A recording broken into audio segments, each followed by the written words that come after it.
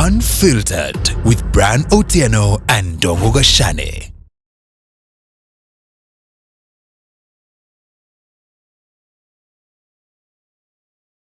Bwana Ndungu Gashane, karibu sana. Today we're speaking with Professor Gitile Naituli. Professor Naituli is a professor of leadership and management. He teaches at the Multimedia University. He was also a commissioner of the National Cohesion and Integration Commission, the body that we all know as Toothless. Karibu sana Bwana Naituli. Asante sana. Bwana Naituli. Was your body also as toothless when you were around? No. When we were there, we really worked. We made sure that the 2017 election was peaceful, including the repeat poll. So that team delivered. Yeah. And talking about peace, we are headed to the Saba Saba day on Monday, a day we remember the second liberation struggle through protests that were staged on 7th July. And there are echoes from that time in the Gen Z uprising. What the second liberation fighters were fighting for was the preservation of justice.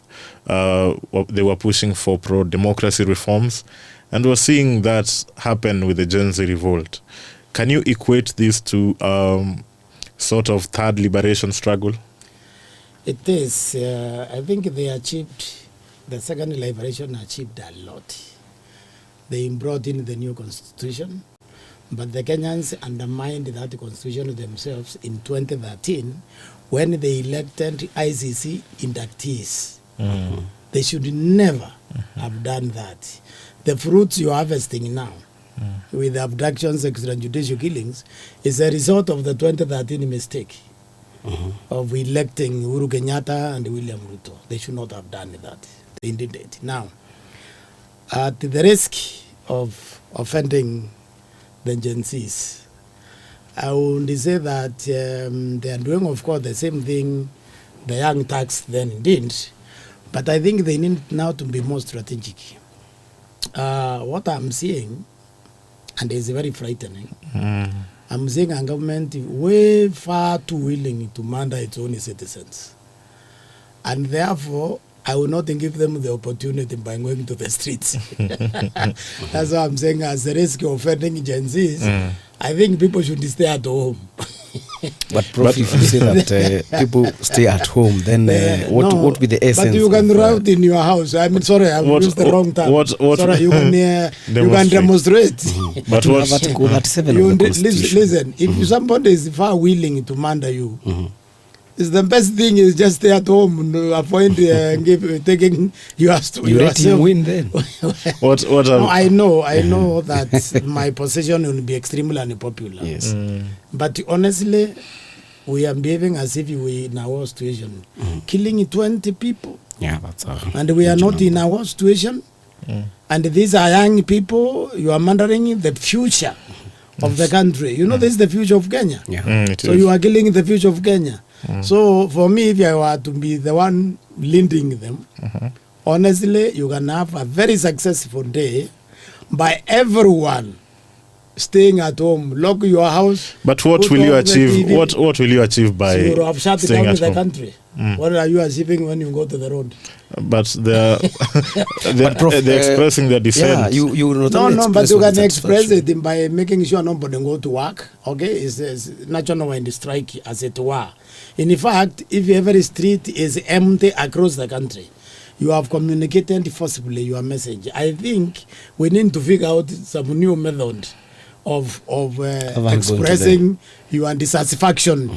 Okay, because look here, when you are dealing, I'm saying, when you are dealing with the people willing to kill you, and the only way they can kill you is if you go to the street, then why don't you just stay at home and to send the same message, as long as everybody does, and I'm very sure. If these people actually say, okay, they declare Saba Saba a national holiday. National holiday means what? It means stay at home, don't go to a bar, and don't go to recreation areas. You just stay in your people will obey. But I think the reason why the Gen Z are protesting is that over the years, we've come to learn that maandamano is the only language that the government understands. Well, that is maandamano by Raila Odinga. okay? Raila Odinga maandamano is not imaginative. Things change. The situation has changed. We're in a new era, new digital era, okay?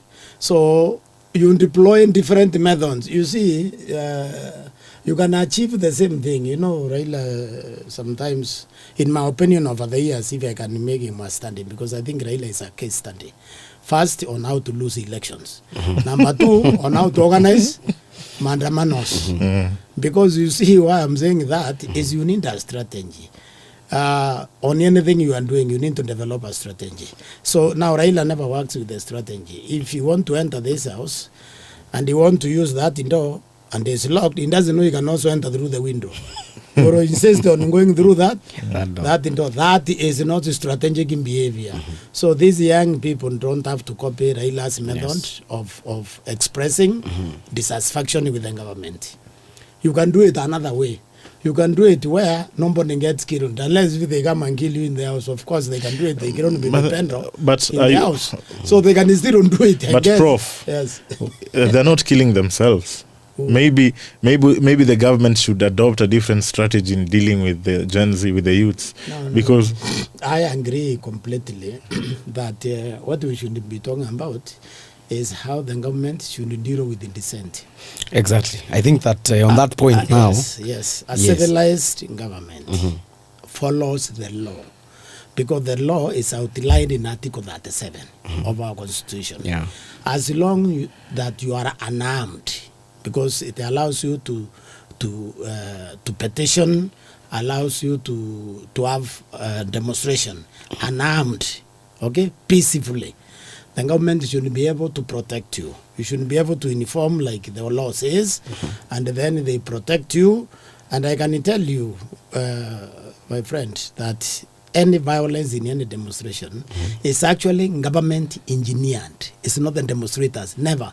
Because that day, when we were commissioners, we discussed and I think Kaparo was in influence in removing the police and allowing Raila to have his swearing in. Did you hear a single incident? So those people did their function of swearing Raila and they went home. Even now, even if the government were to withdraw completely from this city and allow these young people, there will be no incident of looting or hurting anybody. Of course, without using the goons to infiltrate. Yes, without using, that's what I'm saying, who has the capacity to use the goons. What you ask yourself, who has capacity for violence? Yes. An individual like you will be arrested even before you commit that violence. You see, what I see funny when I listen to government spokespeople, I think they are treating Kenyans like imbeciles. Because they will tell you that we know you are planning something. The police have two functions, primary. Okay? Apprehend a criminal when a crime is committed and prevent commission of a crime. So what they are telling us is they are criminally liable for failing to prevent. If you organize something and they know you organizing, so they are and capable you are of not negligence. Apprehended at that level. So that is criminal negligence. Okay? Because they allowed the goons to be organized and transported to the place where they committed the crime, when one of their responsibility is to prevent the commission of crime. They failed in that aspect. Prof, where were you during the first Saba Saba protests?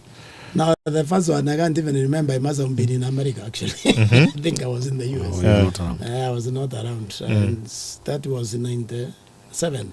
1990. 1990, I was doing masters. I finished in 92. Oh. Yes. So 35 years later, do you think anything has changed? Everything has changed, and it's unfortunate that we are where we started. I feel for people who fought for that change, people like Etobi Manyara, even Raila himself, who is now undermining the same cause. He's undermining the cause which has defined his life.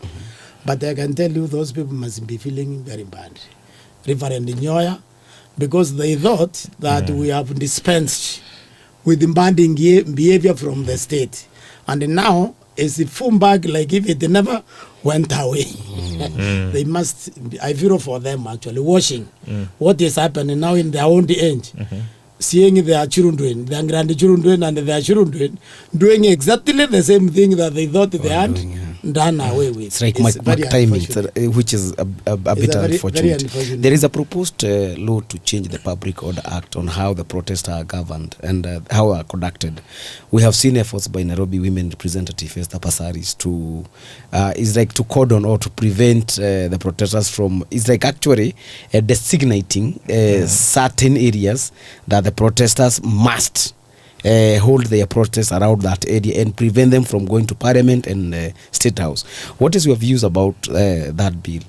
What you just said is actually inaccurate. It's not that they want protesters to hold their protest in a certain area. Yeah. They actually want to abolish the right to hold in demonstration. Indeed. You see, just look at it. The Constitution did not foresee where geography or cartography will interfere with your right to demonstrate and petition. Why do you demonstrate? Where the power lies. Now, if you look at the Nairobi, look at those buildings they say they want to protect. Look at Parliament where it is. Look at the office of the President. Look at IMBC. If you run 100 meters in any of them, Nairobi is out of bounds for demonstration. So, in effect, what they are doing is outlawing demonstration. I can tell you that law, even if they pass, it will be struck by court. But isn't Parliament and State House protected areas? No, they are protected areas, but not the one you want to petition. You see, the Constitution foresees you carrying your petition and then going to the powers that in be and telling the powers that you are wrong in this area and this area and this is my petition. They don't want the president, if you want to demonstrate against him, is going to receive your petition in Uhuru Park. You have to go either to his office or to Parliament. Now, they are obviously protected areas by law. Nobody is going to go to those protected areas during demonstration. They have never done that. But you move yourself to the streets because you want to announce to the country that I'm affected, that I'm unhappy because of this and this. So if that law were to pass, which I think it will pass because you don't have a parliament. I mean, But this parliament does whatever executive want them to do, so they will pass it. But the court, that will not pass the court. Just like this one, the amendment, they passed all of them. I don't know, 3 and 4. Actually, it was unanimous. The amendment for CDF. Yes, that amendment is itself unconstitutional. Yeah. You see, their constitution, in its wisdom, protected certain areas from meddling. It protected, in recognition of Article 2, the sovereignty belong to the people. They codified certain things in Article 255. One of the things protected in that article is the functions of parliament. The moment you constitutionalize CDF, MPs become executors, like the executive, you have changed the function of parliament fundamentally. You have also breached Article 73. You have not acted with impartiality. You have also breached Article 116 of Article 3. Because you have conferred yourself and benefit and direct benefit to yourself. So that is another undertaking which is useless. The only person who can entrench CDF in the constitution is a sovereign, is a citizen, so in a referendum, according to Article 255. I never thought about it that way, but that's why we are professor. But you've explained it so well. I think I actually buy into that idea because this is a function of the executive. Exactly. It's a function of the and these MPs are supposed to play oversight roles. And it offends the principle of separation of powers. You see, our structure of government is such that it introduces what is called checks and balances. So you have executive to execute. You have parliament to make laws. You have judiciary to interpret. You can't cross those lines. The constitution does not allow you to cross those lines. So parliament is pretending the checks and balances don't exist, that they can also be executive at the same time. And what is so bad is because when the Auditor General investigates the execution, the employment of that money to carry out a project and it's not done well, it has to be reported to the MP, to the same person. Indeed. Who did not do the job. but you So say you that, can't.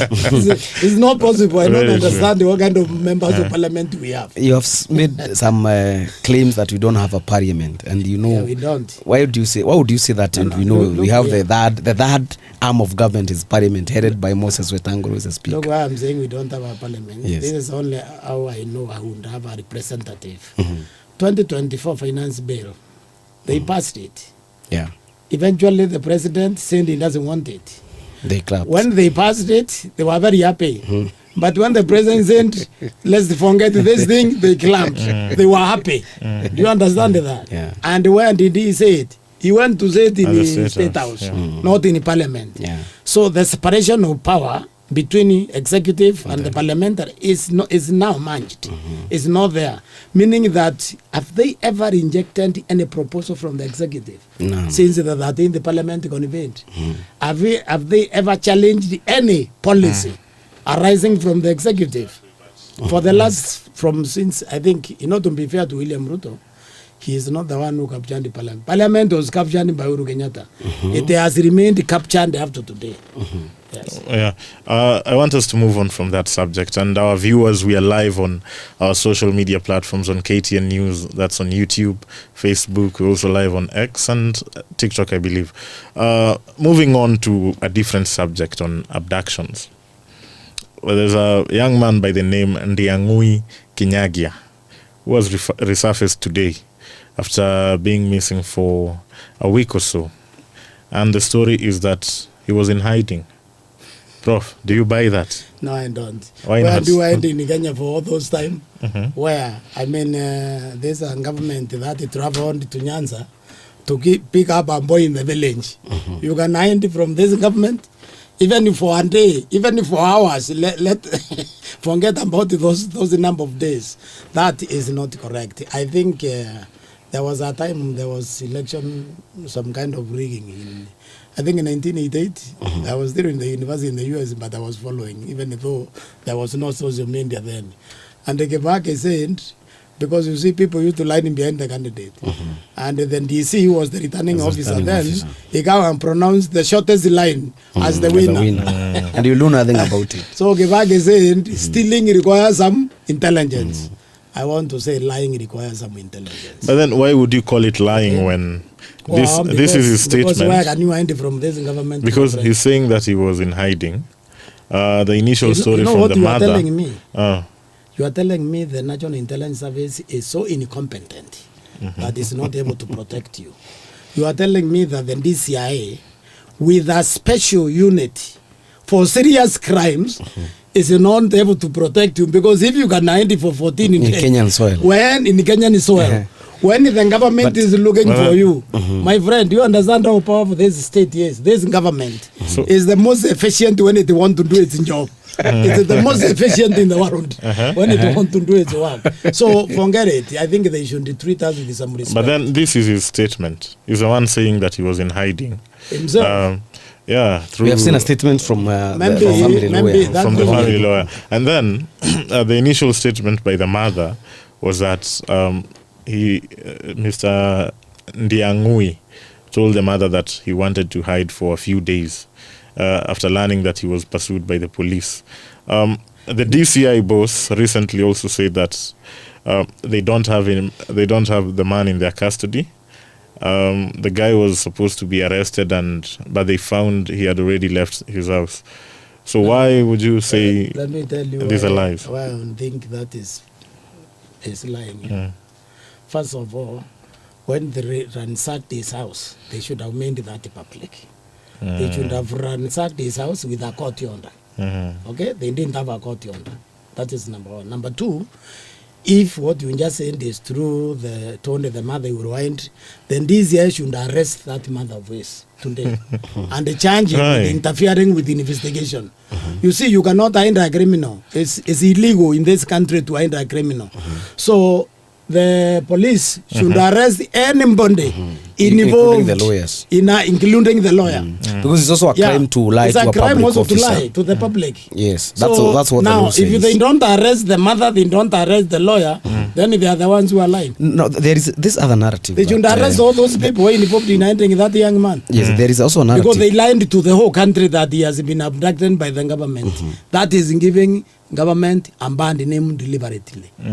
Professor, therefore, yes. There's also a narrative that the state, especially the DCI, could have arrested this guy and release him so that you know what is called the state-sponsored propaganda, to advance a narrative that, you see, the abductions that have been happening around the country are actually self-abductions. Could it be a strategy by the government to advance such a narrative and water down? That is, I wouldn't accept that in this particular case, because if the boy is saying that, and if you say he told his mother, and the mother was crying, saying, bring my child, not in that, please don't kill my child, I wouldn't jail that woman if you understand. Okay? Because that is very bad. That's the kind of thing we don't want. We want honesty here. We want transparency. We want an accountable government also. So you are telling me the DCI played into that game? Because by now, the mother should be before a judge. Okay, charged with the obstruction of justice. And that lawyer, if he knew where this young man is and he came to us to tell us he has been abducted, he also should right now be facing charges. Okay? And possibly LOCK should also disbar him from being a lawyer. Because there is ethics governing how you should operate. But can you really blame the mother when you can't. When your child tells you that I will hide for a few days, and then a few days turns into weeks? Wouldn't you get concerned as a parent that maybe he hid, but then he was also arrested later? No, as a parent, if your son tells you that, you go to the police. You actually surrender him to the police yourself. Because you need the person in process for whatever crime they claim you committed. So you blame the mother 100%. If she actually knew that, and she came crying because you have all sympathized with her, I mean, everybody who was conscious has blamed the government. Yeah. And they say this is not going to work because that is terrorism. If the government works like that, it's terror. It's not what the government was created to do. If that mother colluded with his son, she should be prosecuted to the full extent of the law. Because we cannot afford this kind of confusion. We expect a clean law and keeping of law and order. We expect to trust in both the government and the Kenyans in the process of law and order, because this is a very crucial time. It's a crucial. We need to trust. Okay? So when you can have a collision between a parent and his child who the police want, that is should not be. But Prof, there's a context here. We've all seen what has happened to people who were arrested. People were tortured. In police custody, we lost Albert Ojwang. Maybe in Mr. Ndiangui's mind, he thought that if he were to be arrested, he would be tortured. He could be the next Albert Ojwang. Well, yes, but now what I'm saying, then the mother should never have said anything. About the communication between her and the son. Please bring my son alive and so on. Okay, the thing is, in that kind of a situation, the mother shouldn't have said, I know where my son is, but are you promising me you are not going to kill him like you killed Ojwang? That are you going to present him to a judge? Because that is Article 50. In fact, you are supposed to be politely informed of the reasons why you are being arrested. And then they are supposed to tell you have a right to a lawyer and to inform your family. So the mother should have gone to the press. He should have come to you people here. And they tell you, my son is hiding. I know where he is. He is a friend of these fellows, killing him the way they killed the other one. Stormed to his house and stole computers. Can you people accompany me? We take him to them so they can take him to court. Fair enough, Prof. Yeah. Moving on, we have the police are actually doing what we call the Gen Z protest crackdown, and we have seen some of Gachagua is being arrested. We have seen two youth leaders from Kiambu, that is Democratic for Citizens Party youth leaders. One is called Wanjiru Thega, The other one is Peter Kenyanjui, and we also have another one from Ramu.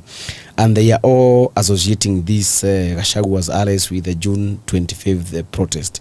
Is it political, or do you think there is some truth in whatever is going on around the country? Let me tell you, that is pure politics. Anybody with a modicum of some degree of intelligence knows that nobody can mobilize those crowds I saw. I mean, how much money do you have? How much influence? In fact, this is what I want to say. If you actually Gachagua mobilize all those people, then they should just give him the power. The president should resign and they make him the president. Because it means he has serious control. I mean, he has serious following. You saw those crowds? Yeah, Didn't you see them? Yeah. Anybody capable of mobilizing that kind of level of turnout, then that person, we should abolish the IMBC. We should run him for president through the social media, and we should, through TikTok, and we should ask the Kenyans to vote the blue. We count the blues, and if you get 10 million votes, we just crown you the president. But you know there is procedure. So now, why I'm saying this is because it's a joke for anybody to say that. I think what these people are doing is weaponizing security system against somebody who they may not like. Now, the danger of that, we have seen that before, by the way. Yeah. The British did do something similar to that, which created a rebellion eventually. The Mau Mau War. Mau Mau War was creeping. It didn't happen in one night. Just like the 207 violence, it actually did not happen in 207. It's just that we are very funny people. We don't like facing fact as a country. It started in 1992.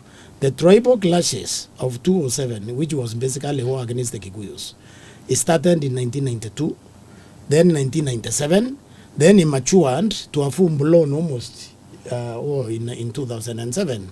So what the government is doing, my advice is please stop. Because I can tell you what happened in this world. If you pick on a community, the smallest community in this country, I believe, is El Romolo or something, because they are about 100. Even if that community can give you a lot of problems if they think they are being targeted. Okay?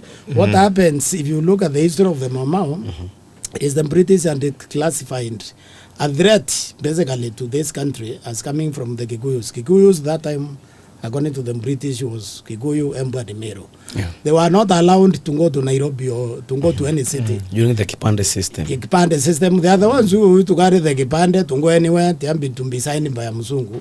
So they isolated that community, and that community eventually armed and dropped them out.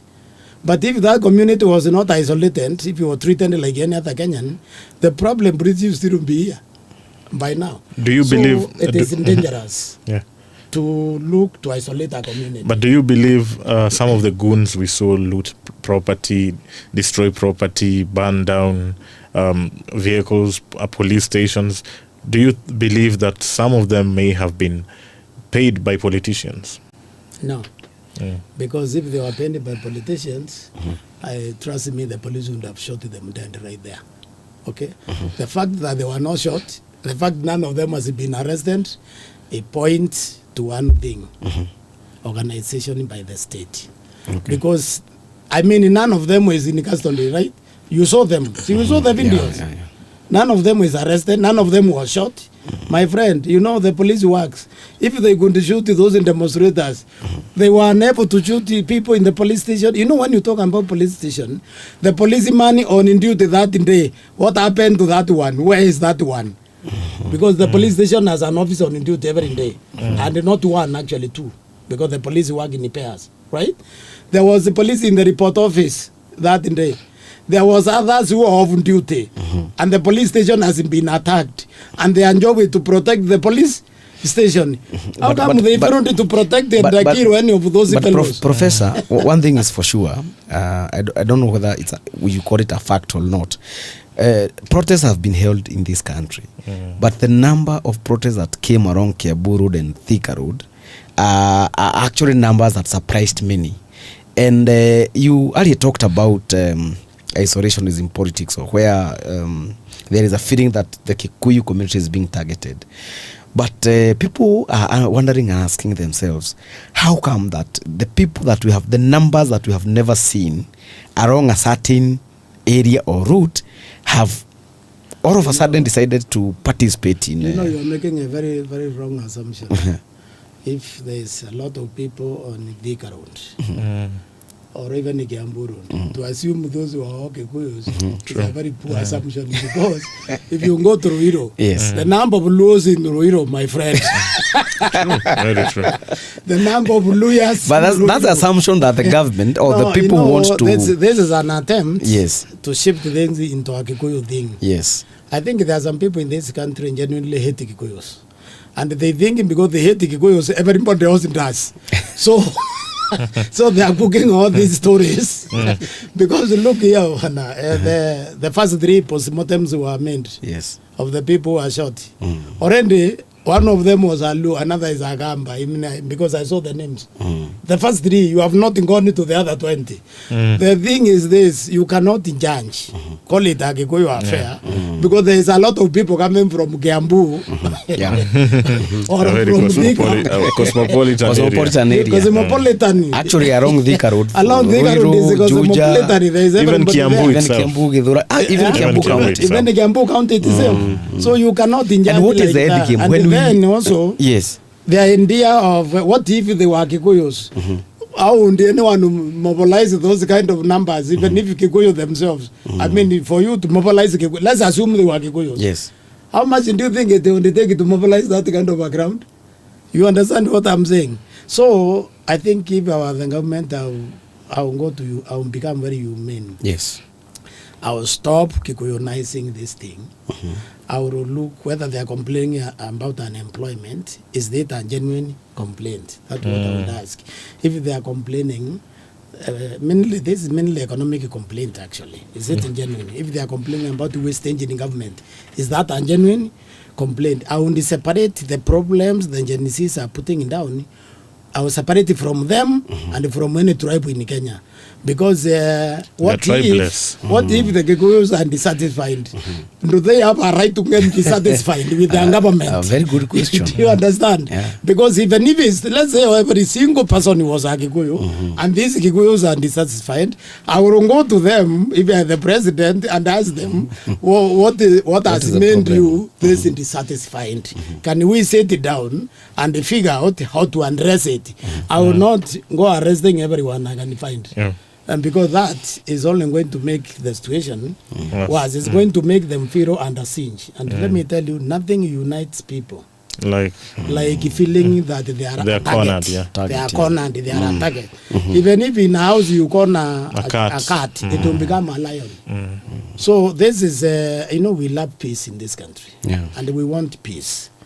I think these people, please, should stop trying to create conditions for war here.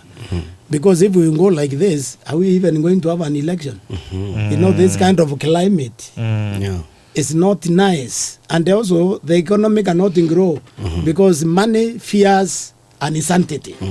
Once you create uncertainty, money will run. It will take flight. Okay? Even in local, even you as utaweka kwa mattress in the end of investing it. Because you cannot figure out what tomorrow will bring. So a government should always create peace. Create conditions where people can feel happy to invest, feel free, feel that they can actually participate in the economic activity because the future looks good. Prof, the Cousin Coalition of Kenya is today in Western Kenya. The cousins. I've got you flat-footed with the Cousins Coalition of Kenya. They're in Western. What do you think of them? Do they strike you as non-starters, or they have a potential They don't strike me as non-starter. It just strikes me as a bad idea. Because Kenya, you don't need cousins. All of us. The Kenya citizens, we are cousins. So I tell you, an attempt to isolate anybody, it will backfire on everyone, including the people trying to isolate. This cousin in business assumes the Bantu coalition. Again, is what they are calling the Nilotic coalition, which is now considered the Luo Kalenjin. Now I tell you why that is so bad. Of course, I think in this country, Bantus are like 80% against the Nilots.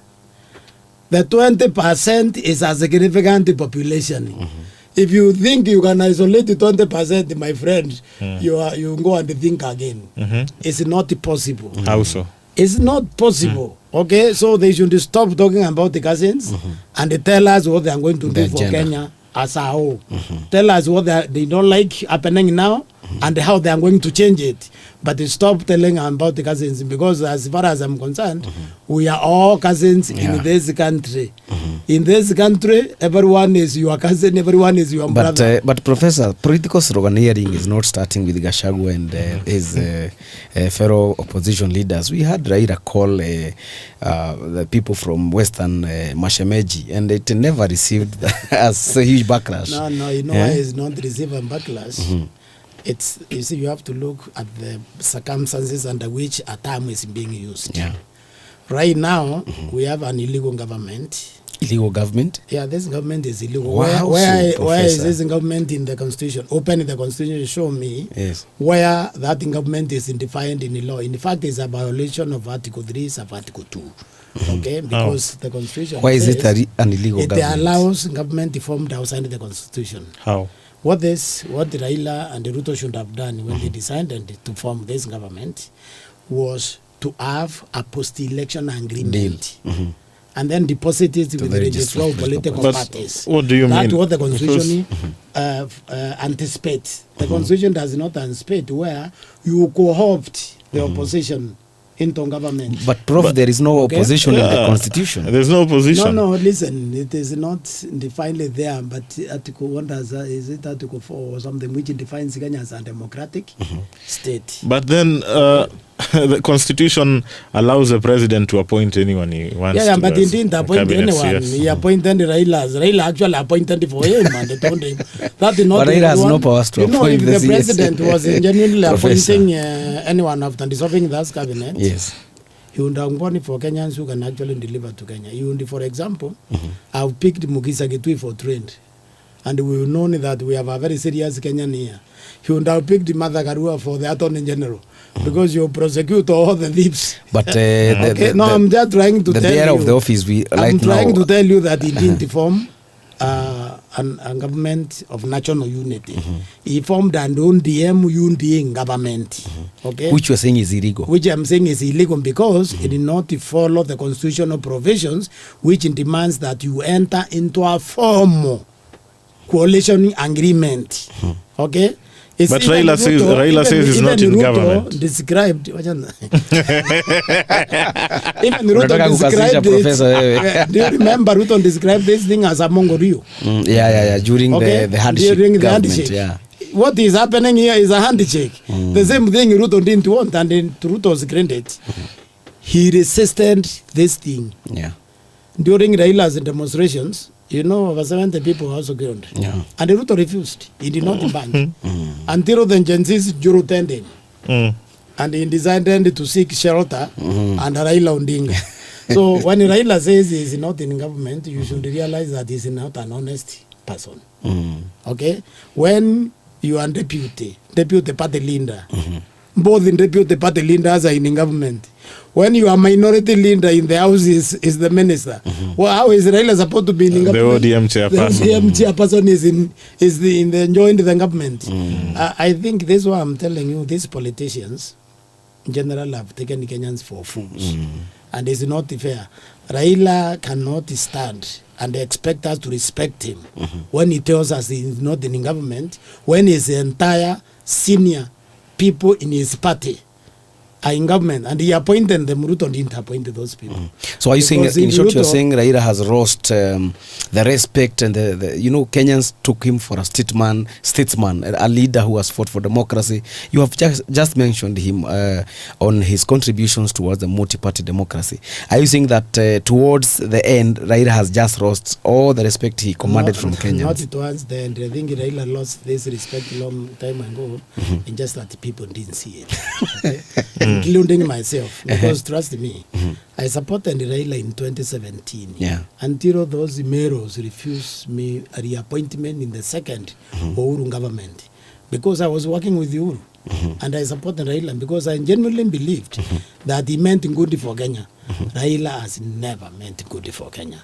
When did you what we realize have that? been getting, now I realize it because I was supporting him in the last election. 2022 general election. Yeah. And in fact, even in 97, I supported it. What about 2007? I ask this because in 2007 there was a disputed election that many still believe that Raila was cheated out of the presidency. Raila has never been cheated out of any no, let me just many believe that he was cheated out of the presidency and he accepted a lesser position, less significant position of prime minister. Isn't this someone who maybe means well for the nation? That is the explanation. You are just offered an explanation why Raila has never wanted the presidency. Okay, where Raila treats every election as a business. You understand? As a business. And in fact, this may very well explain why turnout in Luo Nyanza is always very low. But because he annoys those people by selecting, and I don't think he select those MPs, I don't know, for free. I doubt that. Okay, but is it low because interrupting me? I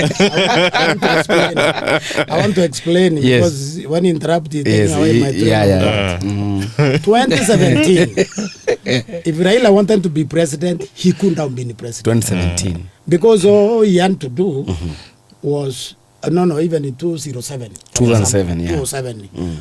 All he had to do was to tell Kibaki that when he became prime minister, and become president. And at that time, Kibaki would have agreed. Kibaki was not power hungry person. And also, he was very disturbed by what was happening in the Rift Valley. But the moment the prime minister was offered to him, he jumped on it. You understand? Yeah. Because Raila likes privileges of government without responsibility. Power without responsibility. Yes, power without responsibility. That's why he's in every government. Now, you look at 2017. 2017, yes, the court gives him another opportunity. He tells people to back off. He undefeated Uhuru with almost 2 million votes. What do you mean? 2017, Raila undefeated Uhuru seriously. So, in the repeat poll, Raila would have won the repeat poll. Yeah. Do you understand? Because also the minor gain judgment, which is saying that the polling station is final. All you have to do is to put agents in the polling stations. But he realized if he participates in the repeat poll, he won't be elected. And he doesn't want responsibility. He doesn't want to be elected, so he boycotted the election. Okay? And he told the supporters to back off. To back off. Then he says, of course, he's doing it for the country, which he does for himself. 2022. Now, if Raila had agents, yes, in central Kenya, because the route was stronghold was Mount Kenya region and the Rift Valley. Normally what you do is you put the agent where your opponent is strongest to make sure there is truth in there's the no outcome. stealing and rigging. You watch there where is the strongest. And Raila put the agents in Mount Kenya region and the Rift Valley, probably the outcome would have been different. He didn't put any because he realized if he puts, he will win the elections. Are you saying Raila has been contesting without the need to win the elections? Every time Raila contests, he has no intention of winning. Because also, let me tell you, when you contest with an agenda for Kenya and you lose, the rational thing to do is to wait for the next election. Because your agenda is not going to be met. So which agenda has been driven during Kibaki? Why was it during Moi? He also went to the Moi handshake. That time, Ali accomplished what with that agenda? When he joined the Kibaki, which agenda did he push forward? The Thika Road, the Thika Superhighway. There are even efforts that we should rename that road to Raila Odinga. We already have a Raila Odinga. Is that what he campaigned on that one? I'm trying to tell you. No, Professor is making a very good point. But I want him to explain the one achievement thing. By that cannot be deemed to be the achievement of Raila Odinga. Because he did campaign on that one. Yes. He has been talking about electoral justice. Which program has he proposed for electoral justice? Let me tell you, see, Raila is not, he has been in this Siasa for very long. He is therefore not a stupid person. He knows about weakness in the electoral system is only one thing. Wiring polling station resort in Tombomas which is, by the way, not illegal. It's not anyway if you look at Article 86. Article 86B is clear that the vote will be counted and tabulated and promptly announced by the presiding officer at each polling station. And then collated. The polling stations' results are collated and announced by the returning officer at each constituency. Therefore, bombers is an illegality. Raila knows that the election ends in the constituency. Why has he never pushed that agenda? Because he wanted the confusion on bombers. That's the only thing that they can deny him victory, So that he can, which belong to him. Prof, I want you to explain something to me. You said that in 2007, President Kibaki wasn't power hungry. Yes, no. This is a person who's been found by a commission of inquiry to have rigged the elections. Sure. This is someone who swore himself in who was sworn in rather at dusk. How then do you say that this is not a power hungry person? Let me tell you, that election, Kibaki did rig it. It's just that there was no election. Okay? What happened is, you remember the policemen who went in the Rift Valley 2 election, some of them were killed. There was no supervision of 207 election in Rift Valley and Nyanza. Okay? There was no supervision. So what Kibaki designed, and since there was no election, he went ahead and saw himself, because that Katiba then allowed it. Okay? Allowed it to you to saw yourself in the middle of the night. But if you watched him, he was extremely uncomfortable. But he did it. When he was swearing in, did he say that he want to destroy Kenya? Can you go and listen to that statement? He was very uncomfortable. But what I'm saying now is, when eventually the negotiations came, as part of making a peace, Raila would have insisted that I'm more for peace, but you must take Prime Minister. I take the presidency. Yeah. He could have insisted that, and I can tell you Kibaki was not going to refuse. And do you think It would have Raila's difficulty for him to refuse, because he wanted that madness in the Rift Valley to end. Okay? And that problem in the Rift Valley was targeting his community.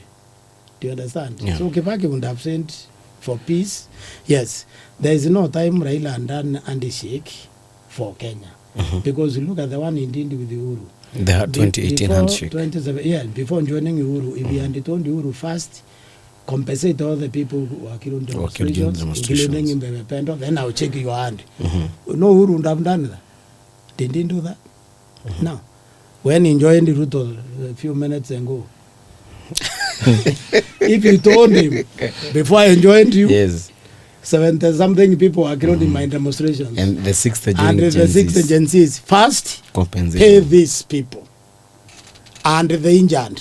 He couldn't even set the price. He couldn't say for every injured person 20 million, for every injured person 40. Yeah, because if you are injured, you are continuing with the pain. 40 million. Tell him, then I'll join you. Do you know Ruto would have paid actually? So are you saying that Raila is power hungry? He is power hungry, and he doesn't want any responsibility. So he tells Kenyans, I'm doing this for you. Of course, he's doing it for himself. Okay, moving on. What do you think about this opposition led by Kalonzo, Gachagua, Karua, Eugene Wamalwa, and do you think they stand a chance to win in the 2027 general election? You know, if you want me to be truthful, Yeah. I think anyone can win the 2027 election against Ruto. Why do you say so? As long as this situation continues the way it is. Who want this uncertainty of not knowing when they will arrest you or kidnap you or whatever? You know, if you know you are a good citizen, because you see in dissent, like for example, having a song, a play, like the one this Malala was having, Cleophas Malala. House. If that can land you into trouble, do you want to continue for another 5 years with that? So what I think is, for me, I think unless the president changes, because he can, he can put all this to an end, and he can form a task force made of young people and the government, and they try to see what he can do, because he has antagonized this generation completely. You know what you need to know? No government can win against young people. Because first, they have the benefit of longevity. They are out to leave you, whether you like it. Number two, they don't have responsibilities restraining them. You see, you will be restrained by children in school. You need to feed this one. You need to do. They don't have that one. So it's very difficult to win against. He can retreat because he is the father of the nation. You know, in Mero there is something we teach young people when they get married, how to keep the wife. When you disagree with your wife, seriously, and she is the one who is wrong, we tell these young people that you wait, watoto walale. You go and kneel on her. You tell her, forgive me. Do you understand? You know she is the one who has wronged you, but you are the bigger person. Now the president is the father of the nation. Yes. Let's assume all these young people are terribly misguided. He is the one who is supposed to call them quietly. Yeah. Not for PR. Genuinely. Even the president does not have to know. And he can call a few of them. It's very easy to know who is leading this, because you see them during demonstrations, talking on TV and so on. You can just get those. Finish this climate of fear, and then ask them, how can we together address this situation? It's very easy for him to turn them around. Now, in the event that he does that, and also turns the economy around, which will require him to put an end to corruption with the finality, he can get re-elected. Oh, so there is a room I for... don't think people are against him as a person. People are against him because of band policies. You see, you can't tell me you need an legal advisor when you have an attorney general. You can't tell me you need an advisor on finance or whatever when you have a finance minister. What these people are objecting to, because, you know, the president is dealing with the most educated generation in the history of Kenya. This is the Kibaki generation. These are the people who benefited from the free education. They benefited from 100% transition to secondary school and nearly 100% transition to university because of the parallel programs which came with it. So these are highly educated citizens. Educated people, you can make peace with them easily because they understand the cost of war. You see, educated people understand the cost of war. They don't want to sink their country. They want to succeed here in but do their you think country. the president can reason? Well, yeah, this is the problem because he can listen. What I think is happening, he has surrounded himself with the people who are not willing to be truthful to him. They call them sycophants. He surrounded himself with the sycophants, and you see in governance, we train CEOs. Never ever allow a situation where you are the most intelligent person in the room. Always get the people, these people are dissenting, who don't like what's happening. Yes. These are the people he needs. Not the sycophant, because these people are able to tell him what is wrong, then he has the power to correct. So he has surrounded himself with the people who cannot advise him. Now, what you also avoid is people from your community, from your tribe, surrounding you. Because there is something in governance we call groupthink. Groupthink is when you get relatives around you. Mob psychology. Yeah, mob psychology. When you get people from your tribe around you, none of them is willing to differ, to tell you, no, this is wrong. They all want to follow the same line. So you have nothing you can learn there. Okay, so that is why diversity, you mixing Kenyans, become very important, because some will wait, the meeting is over, then they quietly come to you and tell you, Mr. President, ile decision tulichukua italeta mambo ingine. You understand? So these are the weaknesses Ruto is facing. Prof, before we wrap it up, you said that anyone can become president. Do you think the Gen Z will have a powerful say in determining the next president, and can they do it on their own? They have a big, huge say because, you know, the 70% of Kenya population is below 35. So these are the people actually who will elect the president. But they really can't do on their own. It's not possible to do on their own. They need, you need somebody with what is called the political infrastructure. I mean, when I look at this front of the people in the race now, you can easily see they are the Kenyans who will be Indiro to be elected. Indiro, okay? But then their penetration of the population is one thing because they are not in the political arena. They don't have political infrastructure. They don't have a party. They don't have MPs. They don't have MCAs. And you know, you have to take note that sometimes we become emotional during elections. Yeah. And therefore, you need somebody with some infrastructure to properly either lift that emotion or control it where it is not required. Agencies cannot do it alone, but I'm amazed by their capacity to organize. If they concentrate right now on the voter registration and the voter education, they will take in government, for sure. They will take in government because they can run MPs, they will run MCAs, and they will vote for the president. But they will have to vote now for the presidency within a collective. They can't really do it. They also need guidance. You see, you need the experience to deal with the political environment. It's very complicated. I've seen it. And most of these older politicians are extremely egotistic. And the problem also is that a lot of them are not really nice people. I mean, I know them. Okay?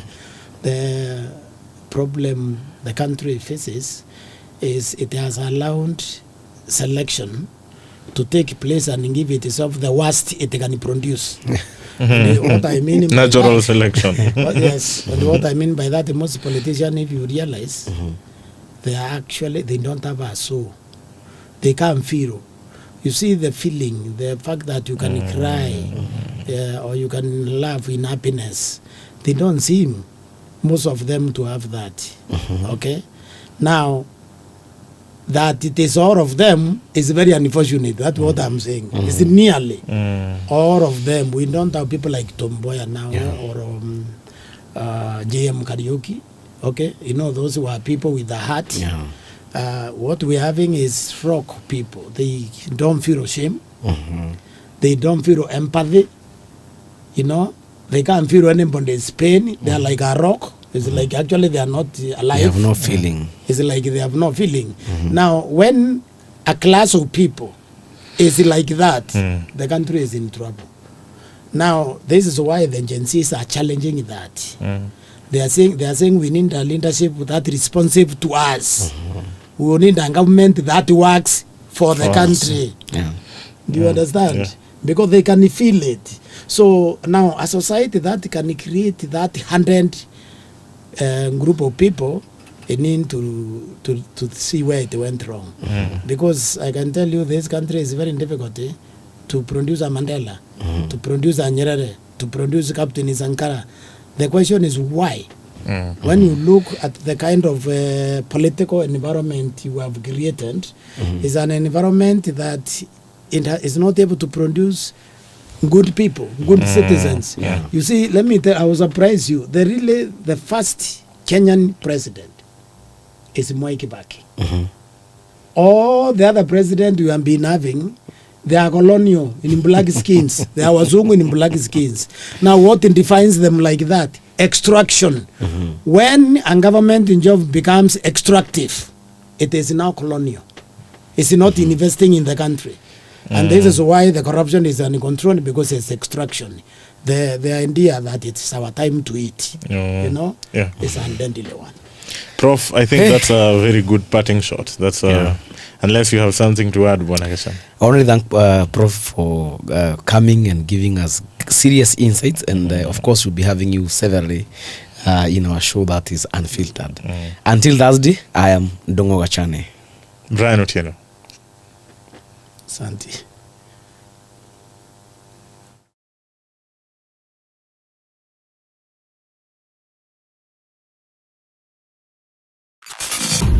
Unfiltered with Bran Otieno and Dongo Gashane.